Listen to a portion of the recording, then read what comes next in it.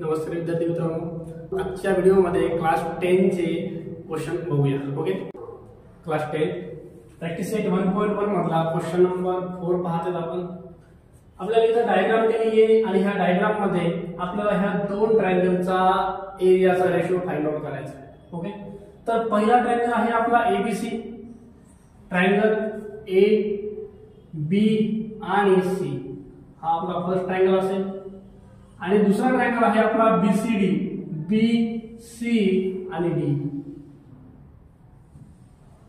Okay, हे आपले अशा प्रकारचे दोन ट्रायंगल दिले.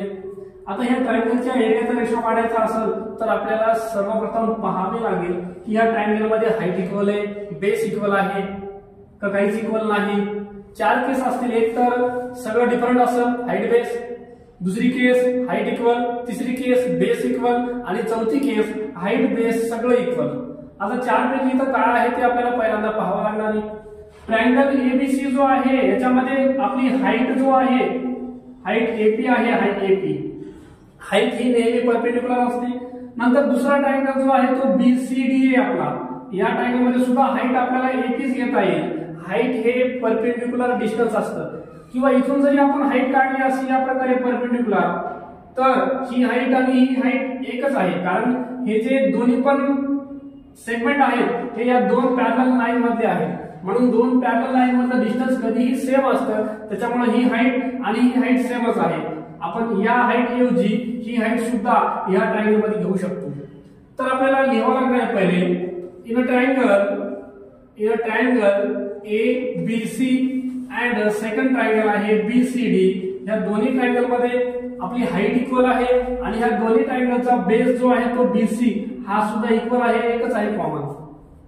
In triangle ABC and triangle BCD height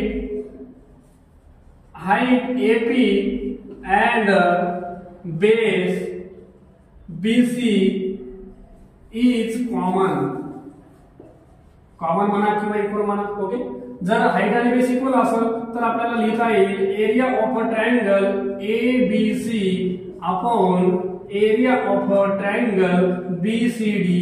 तर जर हाईट आणि बेस इक्वल असेल तर दोन्ही ट्रायंगलच्या एरियाचा रेशो हा इक्वल टू 1:1 असतो. कळलं का? हेच आपल्याला या फॉर्मात लिहायचे. Therefore area of a triangle ABC is to area of a triangle BCD is equal to 1:1. Okay, अशा प्रकारे हा क्वेश्चन आपल्याला सॉल्व्ह करायचा होता.